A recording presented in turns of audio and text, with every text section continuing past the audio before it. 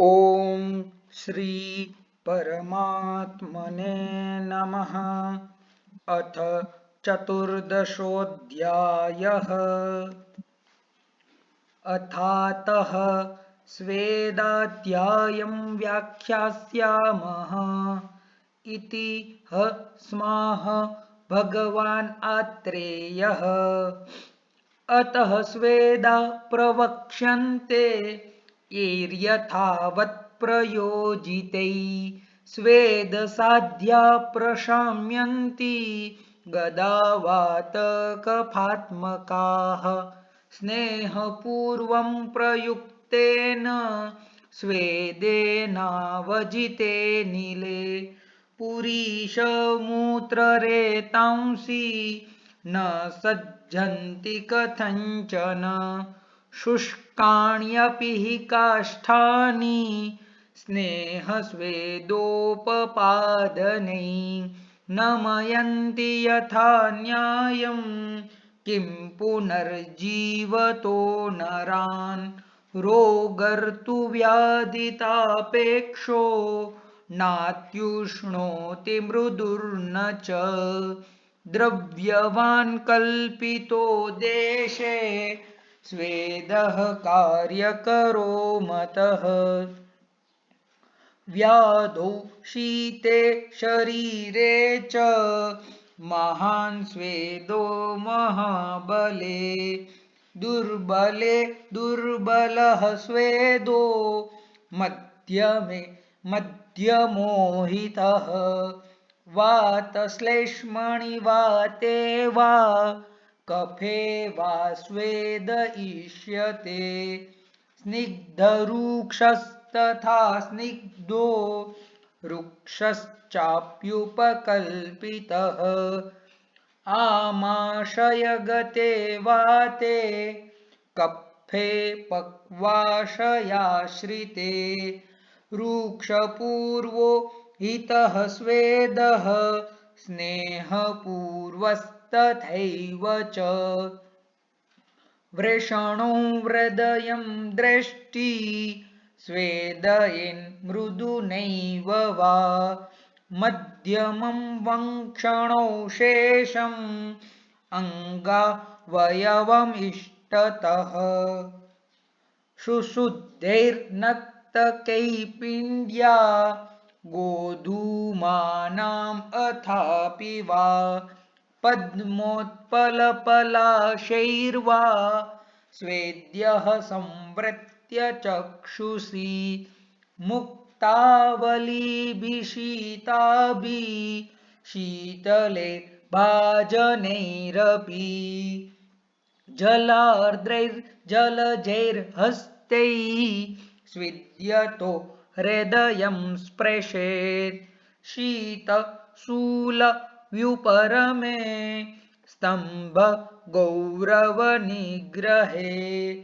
सञ्जाते मार्दवे स्वेदे स्वेदनाद्विरतिर्मता पित्तप्रकोपो मूर्छा च शरीरसदनं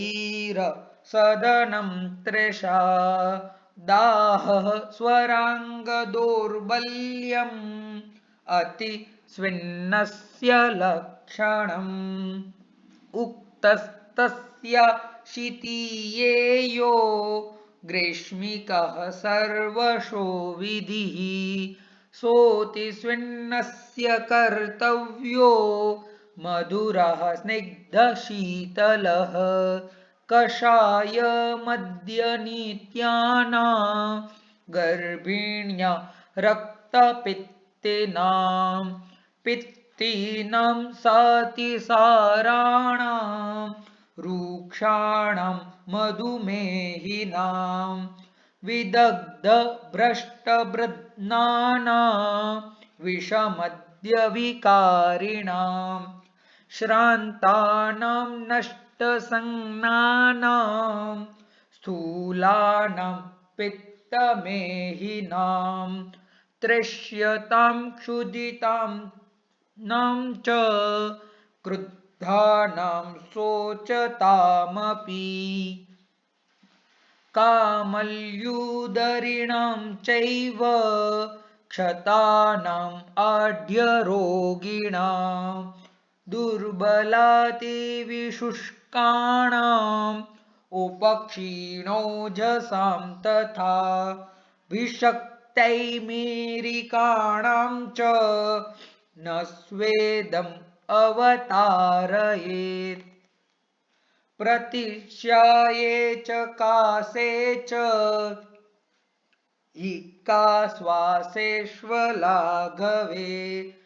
कर्णमन्या शिरः शूले स्वरभेदे गलग्रहे अर्दितैकाङ्गसर्वाङ्ग पक्षाघाते विनामके कोष्ठानाहविबन्धेषु मूत्राघाते विजृम्भके पार्श्वपृष्ठकटिकुक्षि सङ्ग्रहे गृध्रसीषु च मूत्रकृच्छ्रे महत्त्वे च मुष्कयोरङ्गमर्दके पादजानुरुजङ्घार्ति सङ्ग्रहे स्वयथावपि खल्ली स्वामेषु शीते च वेपथो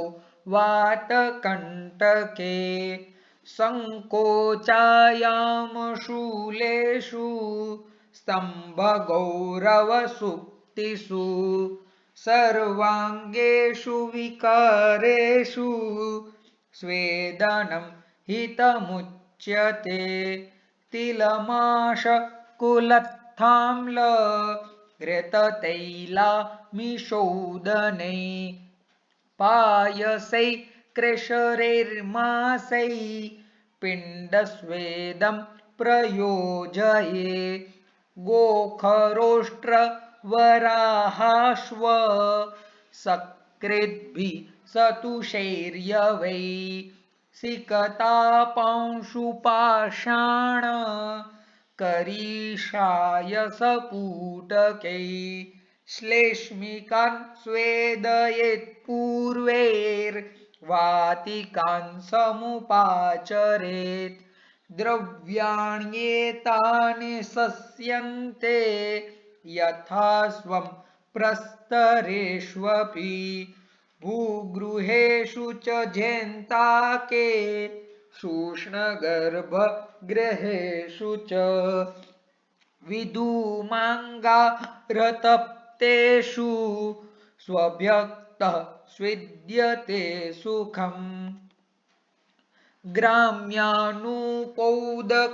मांसं पयोबस्तशिरस्तथा वराहमद्यपित्ताश्रिक् स्नेहवत्तिलतण्डुता इत्येतानि समुत्क्वाथ्य नाडीस्वेदं प्रयोजये देशकालविभागज्ञो युक्त्यपेक्षो भिषक्तमः वारुणामृतकैरण्ड शीघ्रमूलकसर्षपै वासावंशकरञ्जार्क पत्रैरश्मन्तकस्य च शोभाञ्जनकसैरेय मालती सुरसार्जकै पत्रैरुत्क्वाथ्य सलिलं नाडी स्वेदं प्रयोजयेत् भूतिकपञ्चमूलाभ्यां सुरयादधिमस्तु न मूत्रैरम्लैश्च सस्नेहैर्नाडी स्वेदं प्रयोजयेत् एत एव च निर्यूहा प्रयोज्या जलकोष्ठके स्वेदनार्थं घृतक्षीर तैलकोष्ठांश्च कारयेत् गोधूमशकलैश्चूर्णैर् यवानामम्लसंयुतै सस्नेहकिण्वलवणै रूपनाहः प्रशस्यते गन्धैः सुराया किण्वेन जीवन्त्या शतपुष्पया उमया कुष्ठतैलाभ्यां युक्तया चोपनाहयेत् चर्मभिश्चोपनद्धव्यः सलोमभिरपूतिभिः उष्णवीर्यैरलाभेतु कौशेया विकषाटकै रात्रौ बद्धं दिवा मुञ्चेत् रात्रौ दिवाकृतं विदाह परिहारार्थं स्यात्प्रकर्षस्तु शीतले शङ्करः प्रस्तरो नाडी परिषेको वगाहनम् जेन्ताकोष्मगनः कर्षु कूटीभूकुम्भिकैव च कूपो होलाक इत्येते स्वेदयन्ति त्रयोदश तान् यथावत् प्रवक्ष्यामि सर्वान् एवानुपूर्वशः तत्र वस्त्रान्तरितैरवस्त्रान्तरितैर्वा पिण्डैर्यथोक्तै रूपस्वेदनं शङ्करस्वेद इति विद्यात् शूकसमिधान्यपुलाकानां वेषवारपायस क्रेशरोत्कारिकादीनां वा प्रस्तरे कौशेयाविकोत्तरप्रच्छदे पञ्चाङ्गुलोरुबूकार्क पत्रप्रच्छदे वा स्वभ्यक्त सर्वगात्रस्य शयानस्योपस्वेदनं प्रस्तरस्वेद इति विद्यात् स्वेदनद्रव्याणां पुनर्मूलफलपत्रशृङ्गादीनां मृगशकुनपिशितशिरस्पदादीनां उष्णस्वभावानां वा यथार्हम् अम्ललवणस्नेहोपसंहितानां मूत्रक्षीरादीनां वा कुम्भ्यां बाष्पम् अनुद्वमन्त्याम् उत्क्वथितानां नाड्या सरेशिका वंशदलकरञ्जार्क पत्राण्यतमकृतया गजाग्रहस्तसंस्थानया व्यामदीर्घया व्यामार्धदीर्घया वा व्यामचतुर्भागाष्ट भागमूलाग्र परिणाह स्रोतसा सर्वतो वातहरपत्रसंवृत्तच्छिद्रया द्विस्तिर्वा विनामितया वातहरसिद्धस्नेहाभ्यक्तगात्रो बाष्पम् उपहरेत् बाष्पो ह्यन्द्रिजगामी विहतचण्डवेगस्त्वचम् अविदहन् सुखं स्वेदयतीति नाडीस्वेदः वातिकोत्तरवातिकानां पुनर्मूलादीनाम् उत्क्वाथैः सुखोष्णैः कुम्भिवर्षणिकाः प्रनाडीर्वा पूरयित्वा यथार्हसिद्धस्नेहाभ्यक्तगात्रं वस्त्रावच्छन्नं परिषेचयेत् इति परिषेकः वातहरोत्क्वाथ क्षीरतैलघृतपिशितरसोष्णसलिलकोष्ठकावगाहस्तु यथोक्त एवावगाहः अथ जेन्ताकं चिकीर्षुभूमिं परीक्षेत तत्र पूर्वस्यां दिशि उत्तरस्यां वा गुणवती प्रशस्ते भूमिभागे कृष्णमधुरमृत्तिके सुवर्णमृत्तिके वा परिवापपुष्करिण्यादीनां जलाशयानाम् अन्य अन्यतमस्य कूले दक्षिणे पश्चिमे वा सुपतीर्थे समसु विभक्त भूमिभागे सप्ताष्टो वा रत्नी रूपक्रम्योदका प्राङ्मुखम् उदङ्मुखं वा विमुखतीर्थं कूटागारं कारयेत्। उत्सेद विस्तारतः परमरत्नी षोडश समन्तात् सुवृतं व्रतकर्म सम्पन्नम् अनेकवातायनम्। अस्य कूटागारस्यान्तः समन्ततो भित्तिम् अरत्निविस्तारोत्सेदां पिण्डिकां कारयेत् आकपाटात्। मध्ये च अस्य कूटागारस्य चतुष्किष्कुमात्रं पुरुषप्रमाणं मृण्मयं कन्दुसंस्थानं बहुसूक्ष्मछिद्रम् अङ्गारकोष्ठस्तम्भं सपिधानं कारयेत्। तं च खादिराणाम् आश्वकर्णादीनां वा काष्ठानां पूरयित्वा प्रदीपयेत्। स यदा जानीयात् साधु दग्धानि काष्ठानि गतधूमानि अवतप्तं च केवलम् अग्निना तत् अग्निगृहं स्वेदयोग्येन चोष्मणा युक्तम् इति।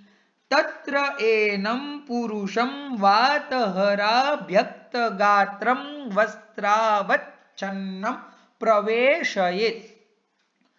प्रवेशयंश्च एनम् अनुशिष्यात्। सौम्य प्रविश कल्याणाय आरोग्याय च इति। प्रविश्य च एनां पिण्डिकाम् अधिरुह्य पार्श्वापरपार्श्वाभ्यां यथा सुखं शयिताः। न च त्वया स्वेदमूर्च्छापरीतेनापि सता पिण्डिकैषा विमोक्तव्या प्राणोच्छ्वासात्। भ्रश्यमानो यतः पिण्डिवकावकाशात् द्वारम् अनधिगच्छन् स्वेदमूर्च्छापरीततया सद्यः प्राणान् जह्याः। तस्मात् पिण्डिकामेनां न कथञ्चन मुञ्चेथाः। त्वं यदा जानीयाः विगताभिस्यन्दम् आत्मानं सम्यक् प्रसृत स्वेदपिच्छं सर्वस्रोतो विमुक्तं लघुभूतम् अपगत विबन्धस्तम्भ सुप्तिवेदना गौरवम् इति। ततः तां पिण्डिकाम् अनुसरन् द्वारं प्रपद्येथाः। निष्क्रम्य च न सहसा चक्षुषोः परिपालनार्थं शीतोदकम् उपस्पृशेथाः। अपगतसन्तापक्लमस्तु मुहूर्ता सुखोष्णेन वारिणा यथा न्यायं परिसिक्तो स्नियाः इति जेन्ताकस्वेदः। शयानस्य प्रमाणेन घनाम् अश्ममयीं शिलां तापयित्वा मारुतग्नै दारुभिः सम्प्रदीपिते व्यपोज्य सर्वान् अङ्गारान् प्रोक्ष्य चैवोष्णवारिणा तां शिलाम् अथ कुर्वीत कौशेयाविकसंस्तराम्। तस्यां स्वभक्तसर्वाङ्गः स्वपन् स्विद्यति नासुखम्। कौरवाजिनकौशेय प्रावाराद्यै सुसंवृतः इत्यक्तो स्म घनस्वेदः कर्षुस्वेदः प्रवक्ष्यते। खानयेच्छयनस्यादः कर्षुं स्थानविभागवेत्। दीप्तैरधूमैरङ्गारैस्तां कर्षुं पूरयेत्ततः। तस्याम् उपरि शय्यायां स्वपन् स्विद्यति नासुखम्।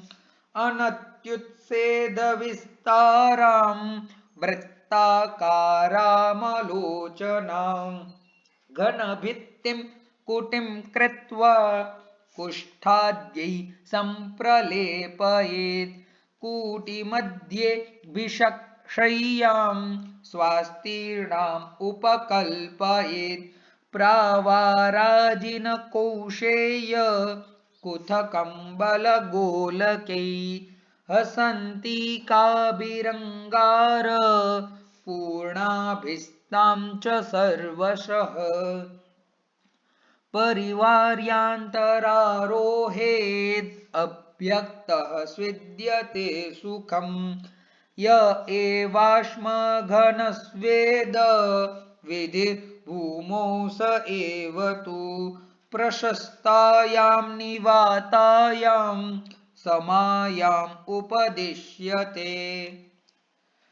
कुम्भीं वातहरक्वाथ पूर्णां भूमौ निखानयेत् अर्धभागं त्रिभागं वा शयनं तत्र चोपरि स्थापयेत् आसनं वापि नातिसान्द्र परिच्छदम् अथ कुम्भ्यां सुसन्तप्तान् प्रक्षिपेत् अयसो गुडान् पाषाणान् वोष्मणा तेन तत्स्थः स्विद्यति नासुखम् सुसंवृत्ताङ्गस्वभ्यक्त स्नेहैरनिलनाशनै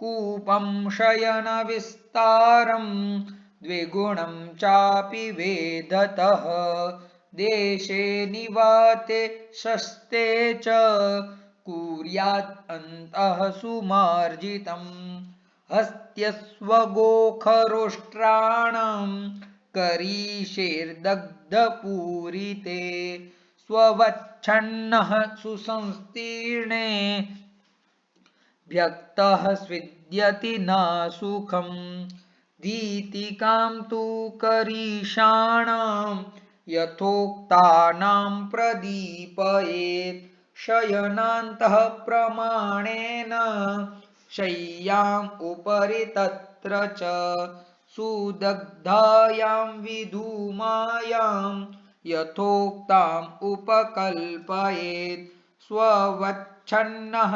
स्वपंस्तत्राभ्यक्तः स्विद्यति नासुखम् होलाकस्वेद इत्येष सुखः प्रोक्तो महर्षिणा इति त्रयोदशविधः स्वेदो अग्निगुणसंश्रयः व्यायाम उष्णसदनं गुरुप्रावरणं क्षुधा बहुपानं भयक्रोधा उपनाहाहवातपा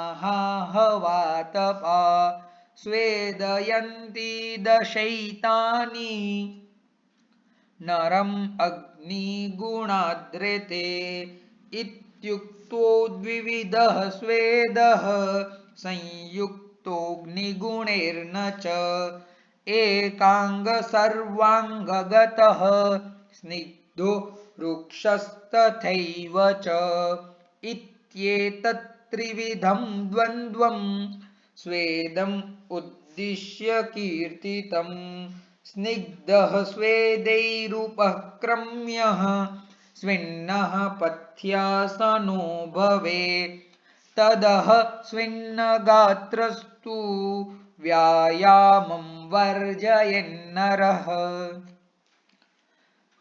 तत्र श्लोकाः स्वेदो यथा कार्यकरो हितो येभ्यश्च यद्विधः यत्र देशे यथा योग्यो देशो रक्षश्च यो यथा स्विन्नातिस्विन्नरूपाणि तथाति स्विन्नभेषजम् अस्वेद्यास्वेदयोग्याश्च स्वेदद्रव्याणि कल्पना त्रयोदशविधः स्वेदो विना दशविधोऽग्निना संग्रहेण च षट्स्वेदा स्वेदाध्याये निदर्शिताः स्वेदाधिकारे यद्वाच्यम् उक्तम्